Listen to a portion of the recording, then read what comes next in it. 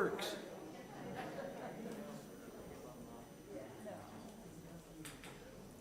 I invite you to open our, always something. I invite you to open our service this morning by standing and joining in singing our Seven Principles song, the version, the Children's Principles. And the melody is the same as the tune of Do, Re, Mi. So, should be easy.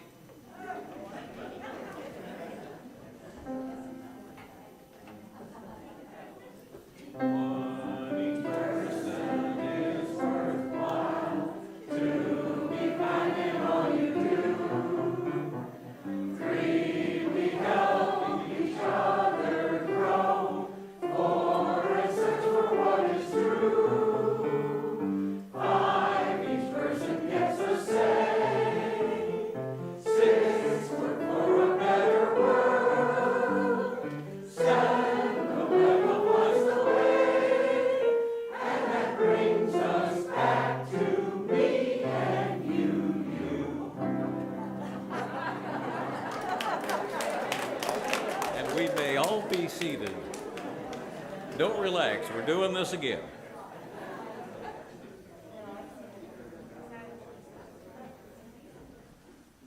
Good morning. Welcome to the Unitarian Universalist Congregation of Venice, or as we lovingly call it, UCOV. My name is Dave Lyon, and I'm currently serving on the Board of Trustees. Now, it's been quite a while since I've been up here in front of you. And this is the point where I always try to say something to make people feel welcome. Well, I don't have anything really today, so I thought maybe you'd help me. And we do something called We Are Glad You Are Here. So let's see how it goes. You have a part, and I have a part. So this is by Amanda Schubert, who happens to be from the UU Chattanooga congregation. If this is your first time here, or your 101st time here. We are glad you are here. If you carry the weight of a weary world on your shoulders, or you entered through the doors with a song in your heart and a skip in your step, we are glad you are here. If you are the loudest voice in town, in the town square, or the subtle hand behind the scenes, we are glad you are here. If you have failed once or 1,000 times, we are glad you are here.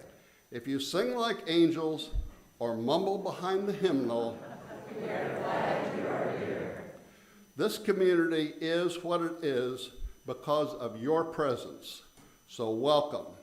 Welcome into this space of love, support, justice, compassion, fellowship, and worship. We are glad you are here. Thank you, thank you. Do you feel welcome now? Great, great. If you're new to Unitarian Universalism and want to learn more about it, you can always stop at the welcome table. But today I'd like to offer you the opportunity to talk to one of our Board of Trustees. And I'd ask that the current board stand so people can see who's serving on the board. There's Ken Boysworth back here, Pam Palmer, our president, Jack Head, our vice president, president-elect, Serena Canarelli up here in front, Claire Harrison in the back there waving. So any of them could help you on your path, and we thank you all for your service. If you're watching out in TV land, we're going to shortly pass the basket here. Tom Hartley and Dave Williams will be taking up a collection. But if you're out there in TV land, you can help us also. Just go to our website, uucov.org, and click on the donate button and give as generously as you can. You can go ahead and start the collection now, fellows. Do we have any new visitors that are brave enough to stand and tell us your name and where you're from? Any first-timers, any visitors? Yes. Hi, I'm Cindy Cobb. I'm from Maine. Ah, welcome, Cindy. Thank you. Any others? Yes. Hi, my name is Bonnie Jean. I'm right here in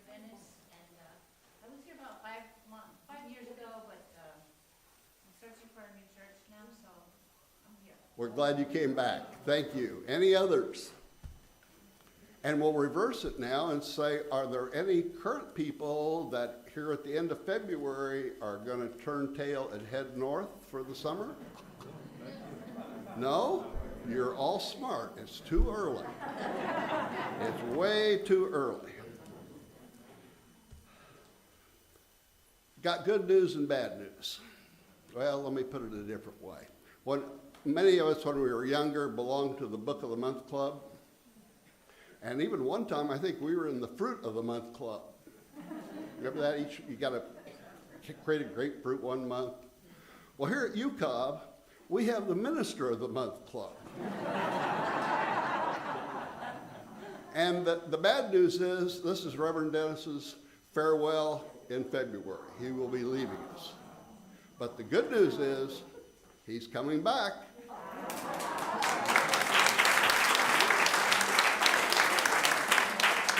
He and Kate will be back with us for the month of June, so he can enjoy some of the good, nice summer weather here. Even though it seems like summer's here in February.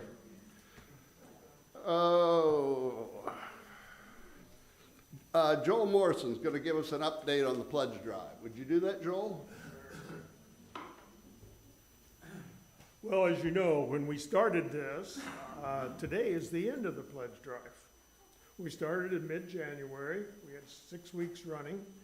And so I felt we needed to give you an update on exactly where we are. Well, I have an opportunity to present this as positive or hit you over the head with a brick bat as a negative. The negative is, no, we didn't meet our pledge goal. Our pledge goal was $300,000. We're short of that. Now, the implication of that is that what we have goes to the Finance Committee and they reconstruct the budget that is ready for your approval at the annual meeting to reflect the fact that we didn't make our pledge goal. The other way is to say, well, wait a minute. There are some people who maybe have forgotten, maybe have misplaced our request, are just generally slow, and I'm one of them, in responding to things. I wait till the last minute. And so let me tell you about that. We have had about 110 pledges in. That's 30 or so less than we normally do. Those of you, I have a very nice list here prepared by Dave Lyon. And those of you, this list relates only to those of you who pledged last year, but for whom we do not have a pledge for this coming year.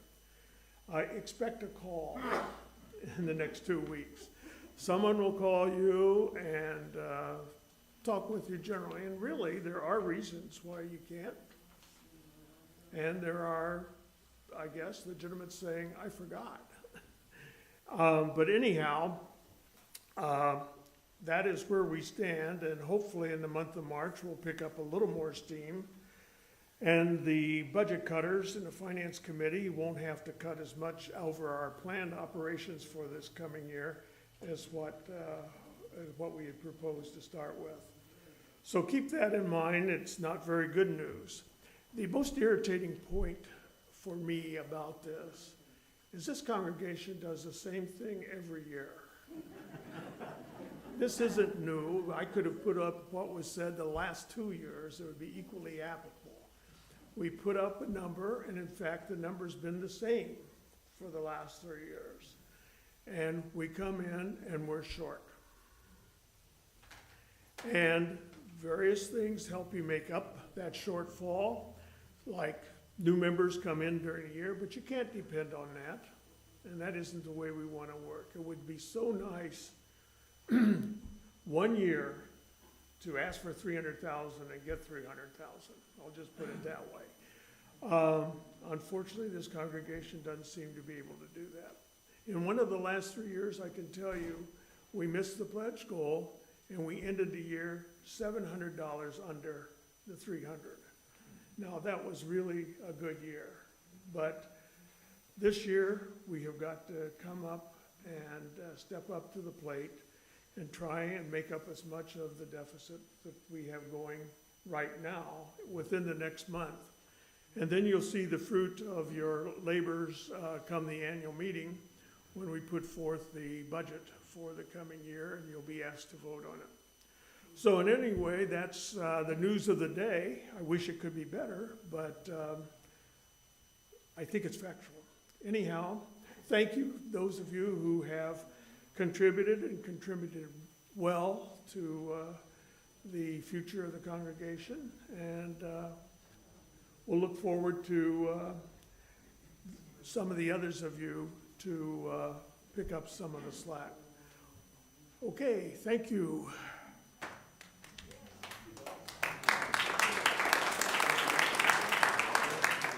A few brief announcements. Somebody left their iPhone in Waters Hall. Huh. That was easy. Announcements. Meatless Monday, March 7th. Bring a meatless dish, utensils, plates, beverages, and cups. And is there a sign-up sheet? Yes, out on the lanai. Out on the lanai. Great. Masks are still required. Numbers are coming down rapidly. I think we can see the end of the mask in the near future, but it's not here yet. The board meets in 2 weeks, and they will be discussing that as a requirement. But for right now, we're still masked.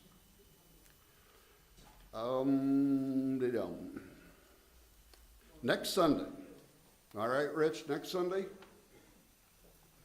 Remember to attend the showing of the movie Capernaum next Sunday here in the sanctuary at 2 p.m. So you got time to come to church, go out and get lunch, and come back here at 2 o'clock.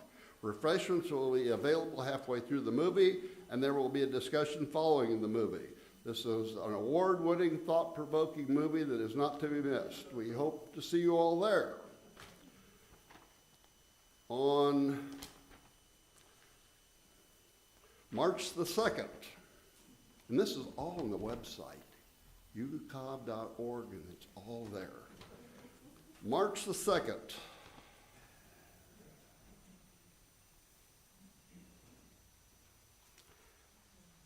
It's a conversation on the upcoming annual meeting, so if you have any question on anything in that, the budget, the bylaws, anything else associated with it, 1 o'clock in the sanctuary, Pam Palmer, our president, will be running it. And the last announcement is March the 6th, which is a congregational conversation, the monthly one, first Sunday of the month, 11:15, after church here. A monthly discussion on the search process for a settled minister, or an interim minister first. 11:15, Pam Palmer will be the chief person. I think that's the end of the announcements. Jazz concert. March 4th jazz concert. March 4th jazz concert. That next Friday? 2 o'clock. 2 o'clock here with Maury. Masks are optional for that. Today's service will be led by our guest minister for the month, Reverend Dennis McCarty.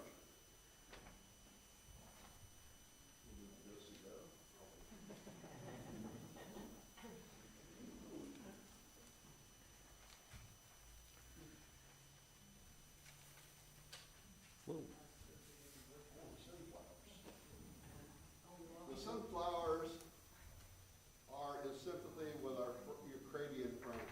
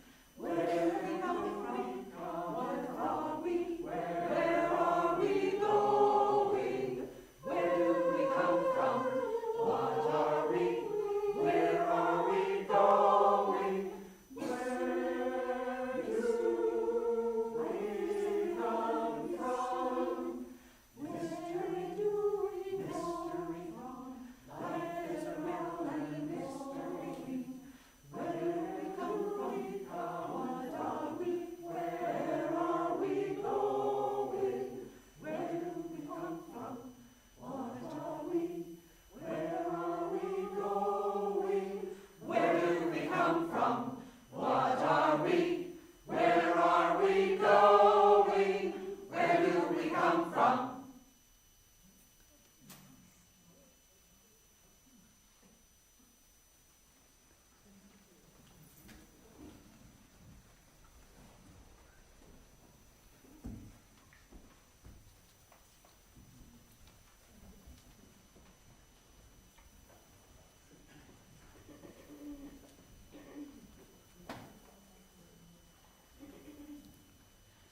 The Free Church is not held together by common religious belief. Its members do not all come from the same social station or march to one great law down identical paths. What holds the faithful together, what makes our time together essential, is the robustness with which we form ourselves into a community of caring for all our real differences and admitted errors. Redemption lies in the aspiration to infuse mutuality into a cloven world. We are needed in this way. Let us reflect and celebrate together. We'll light the chalice. We light this chalice, a tiny but powerful gleam shining into the limitless depths of the universe. In its very smallness and ours, may it evoke the limitless potential of the human spirit. And I invite you to stand as you're willing and able and join in singing our opening hymn this morning, number 347, Gather the Spirit.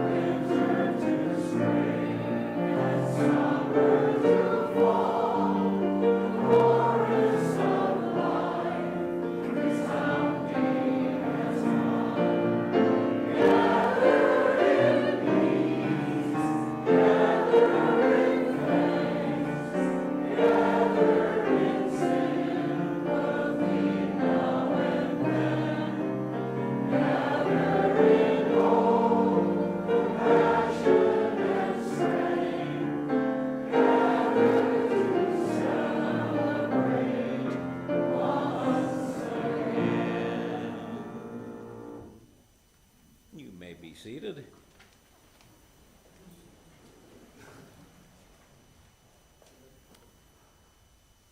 When a member or members undertake an important duty, Some religious expressions call it a gift. So today we have a gift. We're going to commission our Compassionate Support Group. And if you'd like to know more about our Compassionate Support Group, there are flyers on what these cool folks will be doing for this congregation. I'm going to call team leader Eileen Leapley up front, and we will, it works, we will commission our members.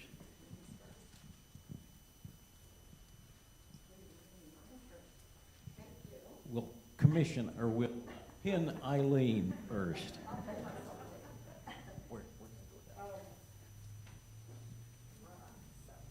One crucial calling, serious moment here actually, of a congregation is to walk the path with one another, to hold space, particularly with members who are going through arduous times. For this last 2 years, how's that? Okay, we can make this work. UCOM members have been working. Hello? There's always an answer, hopefully. Hey, if everything went perfectly, nobody would remember this after they walked out the door. That does not seem to be a risk today. One more time. One crucial calling of a congregation is to walk the path with one another, to hold space, particularly with members who are going through arduous times. For the last 2 years, UCOV members have been working to become more systematic in this ministry. The result is our new Compassionate Support Group, and today, as we commission the members of the Compassionate Support Group in this special ministry, it is my pleasure, as your sporadic contract minister, to thank each of you for undertaking this important, might I even say, sacred calling. And now we're going to call folks up front. Kathy Avery is unfortunately unable to be here today. Ginny Chapelier.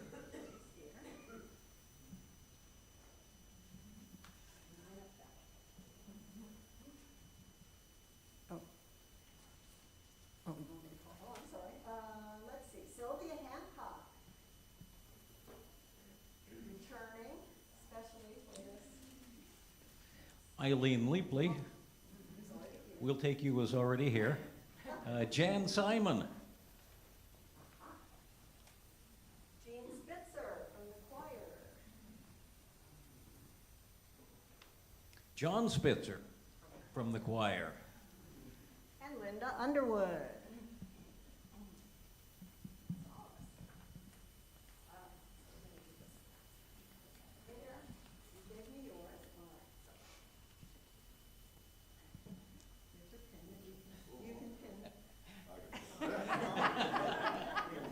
This is wonderfully unlike Thank you for your writing. Thank you, Jan. Thank you, Sylvia.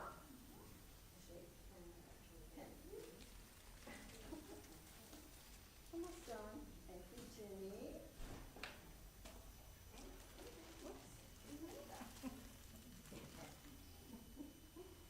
All right. anything you don't do.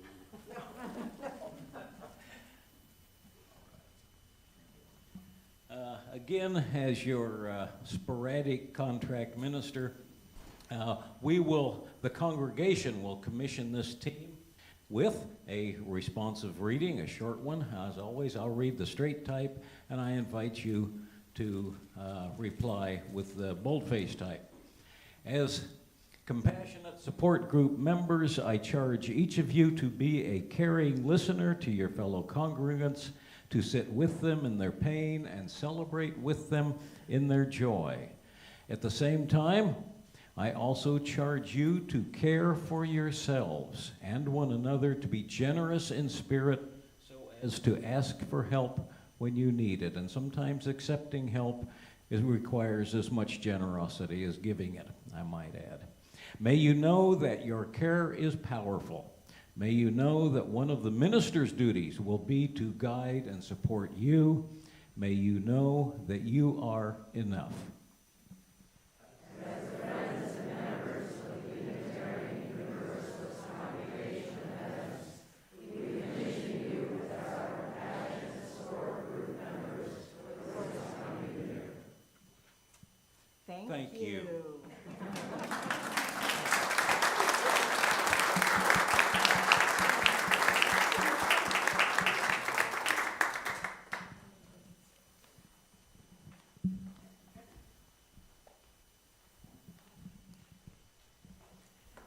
And I don't know if we have any kids available today for the children's message. That's okay, we're gonna do it anyway. We're gonna do the Arlo Guthrie music class method, and were there children, we would teach the children the Seven Principles Kids song. However, since we're all grown-ups, to the best of my knowledge, well, we're all children of somebody. We'll still do the kids' Seven Principles song, and there's a reason. There's actually a couple of reasons. One is, of course, that if you look in the hymnal, at the front of the hymnal, you will find the 7 principles and the 6 sources. And you can read them in detail if you'd like. They're quite poetic, really, in their own way. However, I've been a minister for a lot of years, and I still have not memorized them. But I can tell you what they are, because I memorized this song. And again, the same melody as Do, Re, Mi. So first I'm just gonna we're gonna use the Arlo Guthrie music school method. Just repeat after me. We'll make this very easy. 1, each person is worthwhile. 1, each person is worthwhile. 2, be kind in all you do. 2, be kind in all you do. That doesn't mean nobody's accountable, and that doesn't mean you can't be honest. They all go together. 3, we help each other grow. 3, we help each other grow. 4, and search for what is true. 4, and search for what is true. 5, each person gets a say. 5, each person gets a say. 6, work for a better world. 6, work for a better world. 7, the web of life's the way. 7, the web of life's the way. And that brings us back to me and you. And that brings us back to me and you. So here we go. 1, each person is worthwhile. 2, be kind in all you do. 3, we help each other grow. 4, and search for what is true. 5, each person gets a say. 6, work for a better world. 7, the web of life's away. And that brings us back to me and you.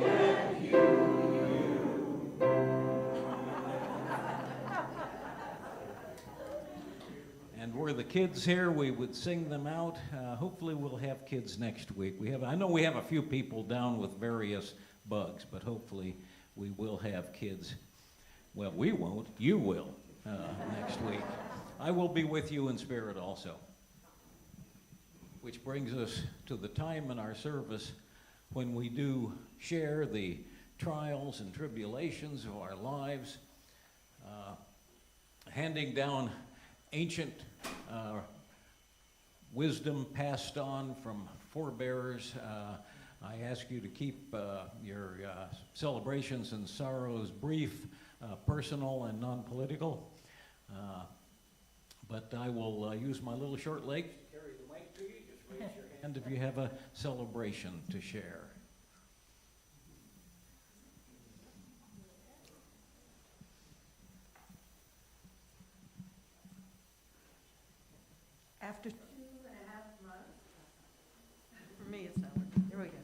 After 2.5 months, our dishwasher has finally arrived. And I can put my hand dishwashing skills back in the drawer.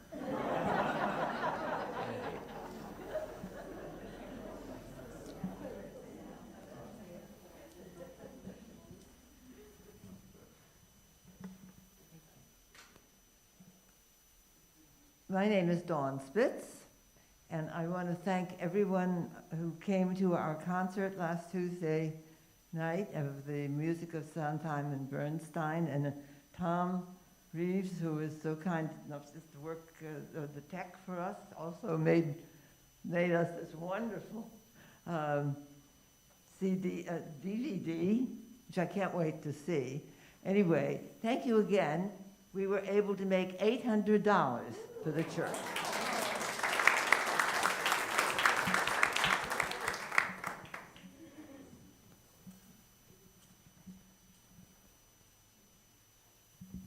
I don't know if this is so much a joy, but I really love this older woman that was Ukrainian that went up to the Russian soldier and said, please put sunflower seeds in your pocket so when you fall, flowers will grow.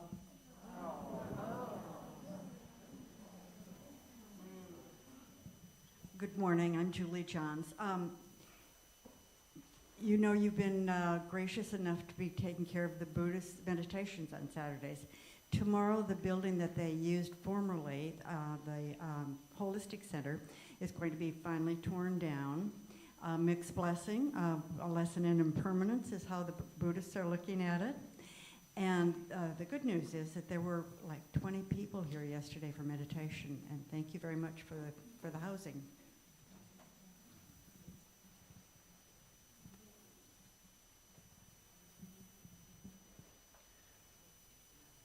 Do we have sorrows and concerns to share this morning?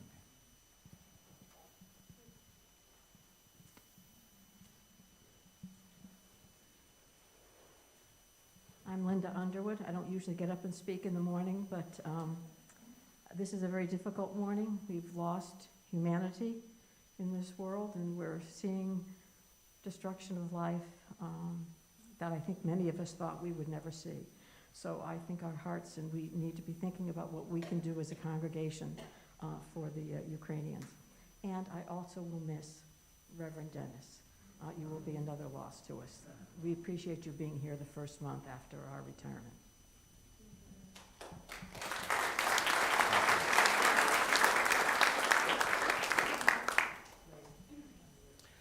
I'll be back.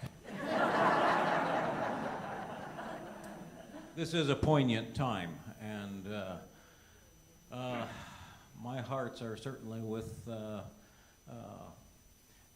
both the physical and the moral injuries going on in Eastern Europe right now. I think all our hearts are, and certainly that will be with us wherever we go and whatever we do for some time.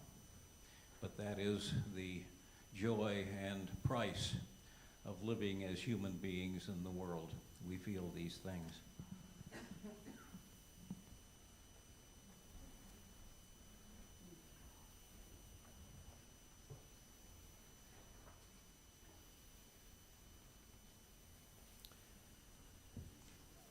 We do lift up those who celebrate, enjoy, and also hold within our hearts all who suffer and grieve.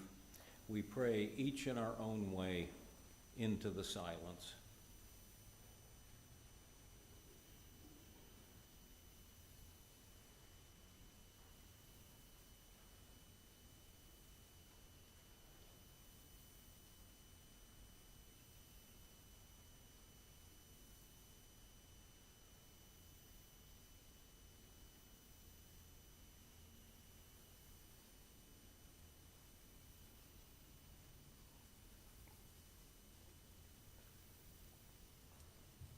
The hopes in this community are offered forth in the names of all those who have gone before, in the names of all those who will come after, in the names of all the helpers of humankind.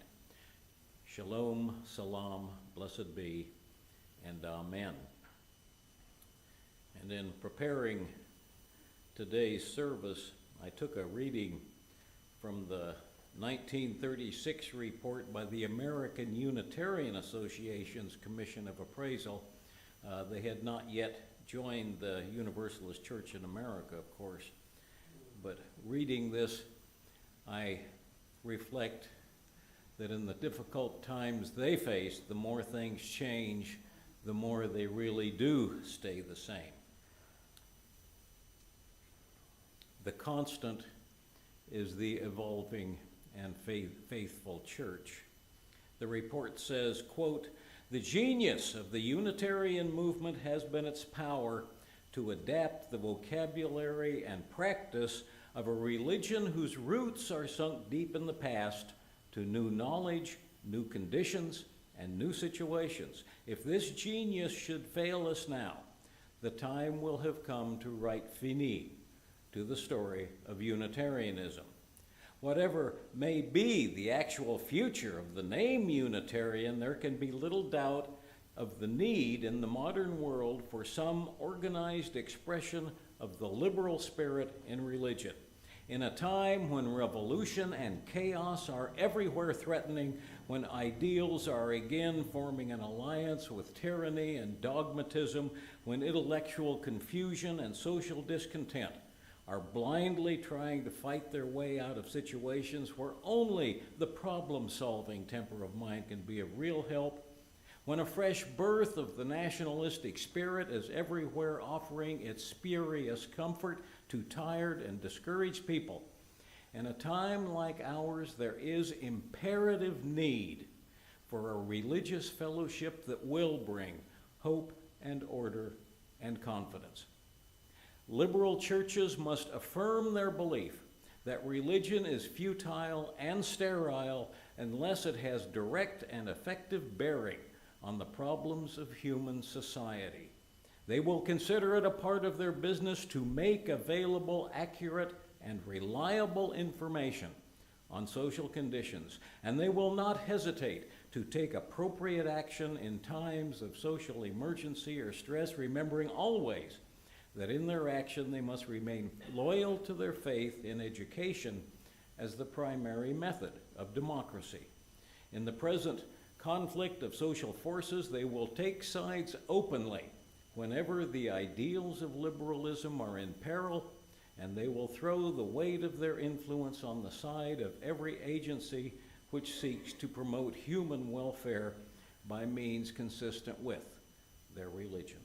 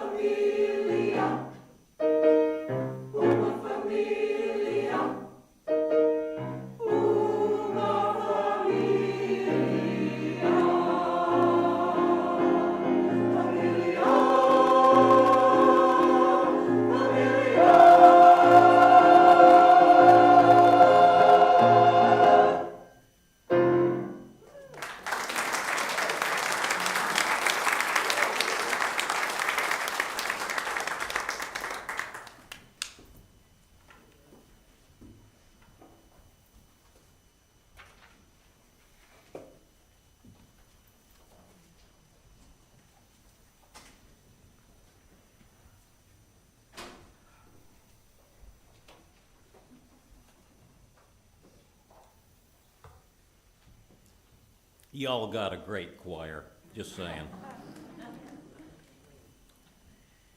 In 1933, the United States was in the Great Depression. Adolf Hitler ruled Germany. Fascism gripped Italy. It was a bad time for religious liberals, including American Unitarians.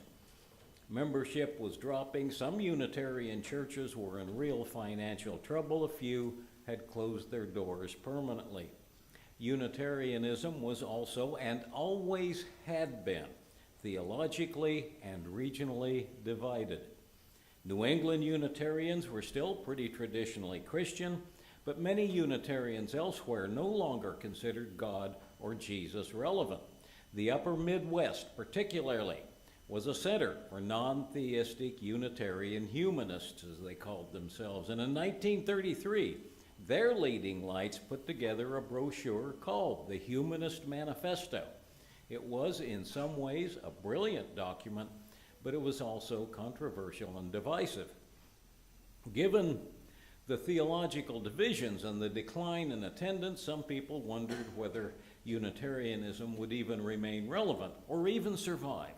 And to answer such questions, the American Unitarian Association leaders in Boston set up what they called a commission of appraisal to study the state of the association and make recommendations on what future steps to take.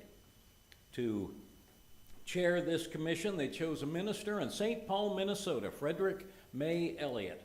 Elliott had grown up at the very center of Boston Unitarianism. He received his training at Harvard University, and he was a theist. But serving in Minnesota, he had learned to talk and listen to Midwestern humanists. And he showed that broad theological diversity could work. And he wrote that a Unitarian church was a fellowship of seekers, which is a term we still use today.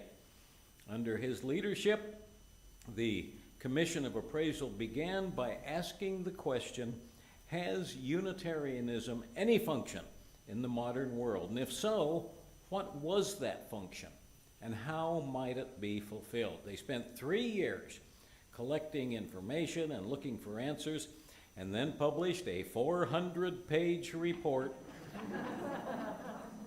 We haven't changed any, in 1936. They wrote that American Unitarians were riven by deep theological divisions. Some believed in God, some didn't. Many believed in the leadership of Jesus, but others saw no relevance in that concept. 2/3 saw no value in Christian communion. 3/4 saw no value in the idea of forgiveness for one's sins. Hardly anyone saw any use for petitionary prayer. The tradition was a mix of introverts, extroverts, rationalists, mystics, atheists, and theists. Most of them did believe in a rational approach to faith, and that we should back up our beliefs with committed action toward a more just and loving society. The commission concluded that the theological diversity was not only unavoidable, it could be turned into a real strength. We could, they wrote, be the leaders of what they called, quote, a larger religious liberalism. There are 3 major groups of churches in the United States, they wrote. One group is made up of the great historic ritualistic churches, the Greek Orthodox and Roman Catholic and others. The second is the body of the very conservative, non-liturgical churches, often called fundamentalist. And the third group comprises what they called the churches of the free spirit. The witnesses to belief in freedom are many, close quote. 85 years have passed, and some things have changed, but that report's main themes are still very relevant within Unitarian Universalism. We can play an important role as leaders in free religious thought. As the commission wrote, quote, the growing points of Unitarianism are the growing points of the progressive elements of religion wherever found. And they also proposed a future partnership with the Universalist Church in America, But if that were going to happen, they wrote, Unitarians needed to learn to talk about more than just what we didn't believe. We needed to talk about what we did believe as well, and that hasn't changed quite as much as we might like either. Getting better, though. Several good things did come out of the Commission of Appraisal's report. The association tightened its administration and became more efficient. Unitarians began to understand and better accept their theological diversity, and they started down the 25-year path toward merger with the Universalists. Frederick May Elliott himself later became president of the American Unitarian Association, and he remained so until after the merger. That merger came in 1961 after years of meetings between Unitarians and Universalists to thrash out the details.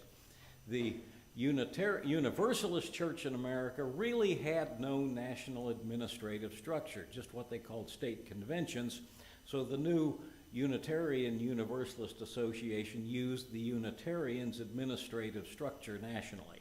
And they also kept the Unitarians' practice of regular reviews of the state of the association.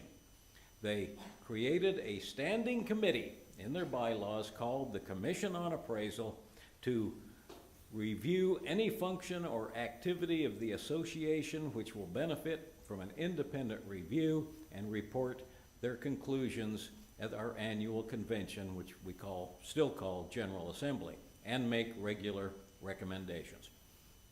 Another part of the merger process was the creation of our Unitarian Universalist principles, which were written into Article 2 of our bylaws. But those original principles turned out to be just an early step in an ongoing process. A couple of decades later, in the 1980s, we completely rewrote them. Our principles have always been subject to change, and in fact, our bylaws require that we review them every 15 years or so. Now, a lot of religions, Buddhism, Islam, Judaism, and different branches of Christianity, just as examples, do use a series of statements to explain the core of their religious outlook. So in that way, Unitarian Universalists are no different. What is different is that both Unitarianism and Universalism are progressive faiths which intentionally learn and evolve over time. But that makes it particularly difficult for us to come up with a simple set of statements that convey what we're about. Both Unitarianism and Universalism have been producing such lists for almost 200 years, and they're only good for a few decades before they get changed again. One of the first things the new Unitarian Universalist Association did was, you guessed it, set up a commission to examine the similarities and differences among us. And that commission's report in 1961, titled The Free Church in a Changing World, identified 6 basic theological currents in our tradition: liberal Christianity, deism, mysticism, religious humanism, naturalism, and existentialism. Now, you could do several sermons on just exactly what each of those entailed, but that'd be another 400 pages, and I won't go there today. But they concluded that our religion is characterized by openness to different theological emphases which flourish in dialogue with one another. We flourish best in dialogue with one another, bouncing ideas off one another. That same report also summed up the 4 core values of liberal religion. First, rather than spend much time worrying about the afterlife, we focus on character development in the world, here and now. Second, we emphasize ethical living and making the world a better place. Third, meaningful community still needs to form around a religious base. That is, real community lies in a religion that strives to transcend individual differences by an inclusive vision and motivation. And fourth, we're committed to democratic process and respect for each individual. Democratic process and respect for each individual. And mind you, that is easier to talk about than to actually do. If you stop and think, for this nation's first 150 years at least, we proclaimed democracy that had little respect for most of the people within our borders. If you were not white and male, you were pretty much left out. If real democracy includes respect for each individual, and I believe it does, we still have a lot of work to do. But, as Maya Angelou might put it, we do the best we can, and when we learn better, we do better. Anyway, that was some of the thinking that went into the original Unitarian Universalist principles. But the 1961 version of the principles would be unrecognizable to anyone who joined less than 30 years ago. There were only 6, for one thing, and here they are. Quote, "In accordance with our corporate purposes, the members of the Unitarian Universalist Association, dedicated to the principles of a free faith, unite in seeking, 1, to strengthen one another in a free and disciplined search for truth as the foundation for our religious fellowship.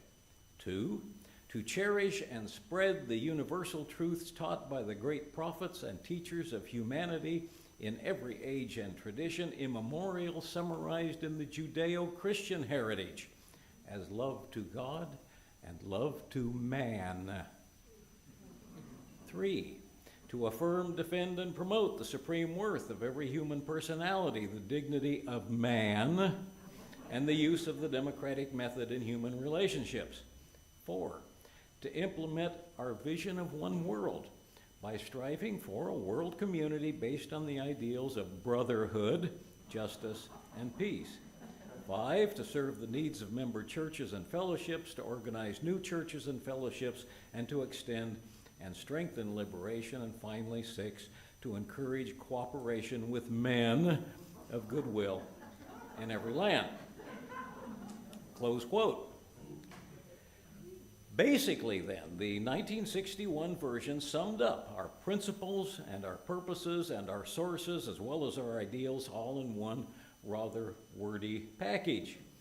They strongly centered our roots in the Jewish and Christian traditions, and they used the sexist language of that time. And they were not a big deal. They were not as big a deal as our principles would later become.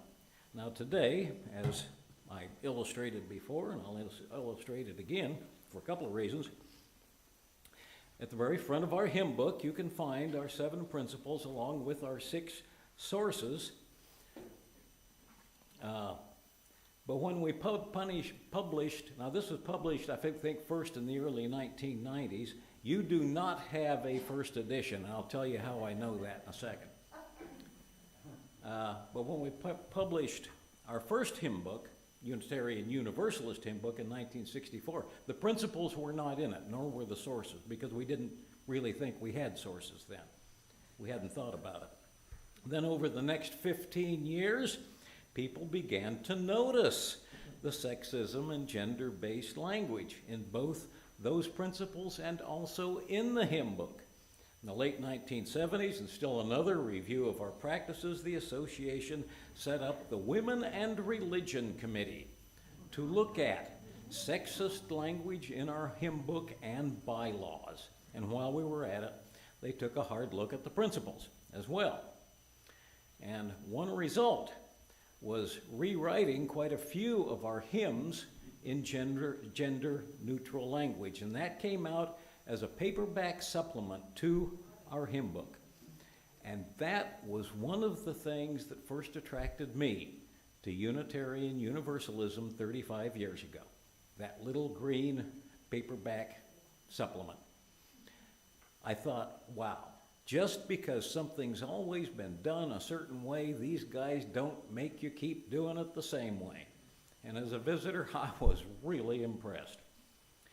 We also went into a long process of rewriting the principles themselves. And that opened up a whole other can of worms. UU Christians worried that we would neglect our roots in that religious tradition. Humanists, mystics, and others thought we shouldn't favor one religious tradition over another. It turned into a heated discussion, which is, of course, something we do all the time. They set up a blue ribbon committee, one more committee, which sent questionnaires out to congregations for feedback, and I happen to have a copy of the questionnaire. That mailing is just a copy, it's not an original, but you can see it's pretty substantial. And they asked for feedback, which they got a lot of, and they summed that all up, asked for comments on the summary, then issued a comprehensive report at the 1984 General Assembly. That set off a major floor fight. People argued over whether God should even be mentioned, what tradition should and shouldn't be mentioned. Everybody had their opinion, unlike today, and everybody wanted their say, unlike today. The rewriting process dominated that General Assembly, but the nice thing about democratic process, sloppy though it is when it's really working, if you stay with it, it does usually work out in the end, if you stay with it. Everybody has to compromise some, but they finally, in this case, did produce a result that almost everyone could live with.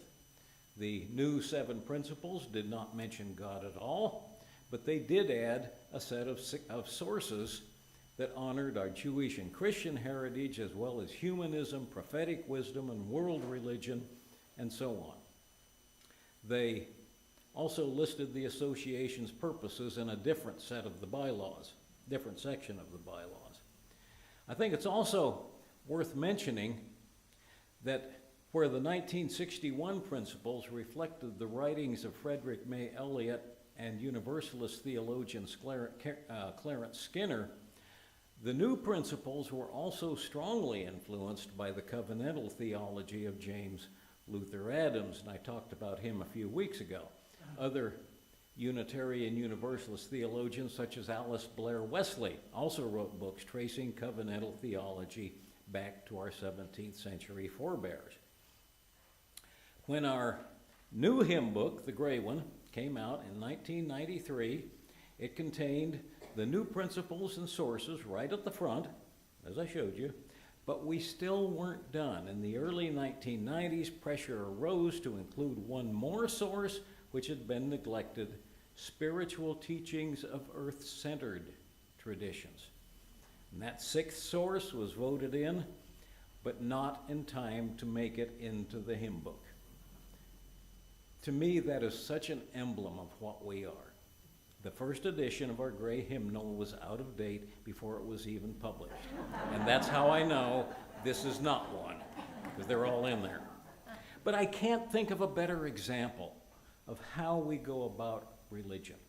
160 years ago, someone in California asked Unitarian minister Thomas Starr King where Unitarians stood on an important issue of that day, and he replied, you've probably heard this, we don't stand, we move. And it would probably be more accurate to say we evolve.